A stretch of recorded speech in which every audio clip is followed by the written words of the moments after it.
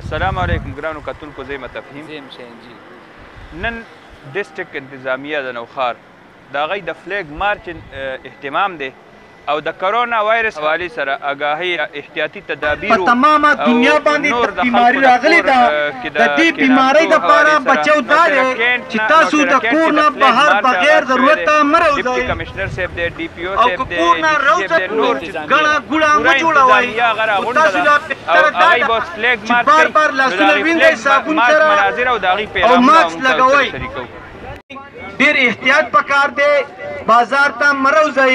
ګڼه ګوڼه لاسونه غېږې چا سره مه ملاوئ. ماکسونه ولګوئ او وروره فاصله ساتئ. لاسونه مه ملاوئ، غېږه مه ملاوئ. دویمه خبره دا ده چا سره چې ټیشو پیپر نه وي نو داسې کار وکئ ماکس ولګوئ. ماکس نه وي، ټیشو پیپر نه وي.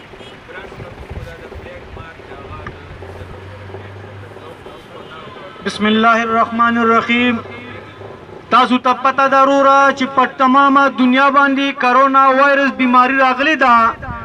دې دپاره د بچ کېدو دا ضرورت دی چې تاسو د کور نه بهر مه راوځئ. یو بل سره غېږې مه ملاوئ، لاسونه مه ملاوئ.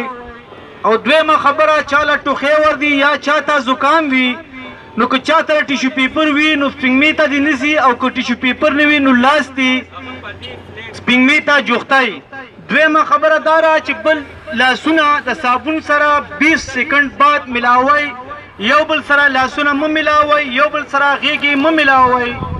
تاسو ته هم پته ده چې دا کرونا وایرس بیماري په تمامه دنیا باندې ګډه شوې ده.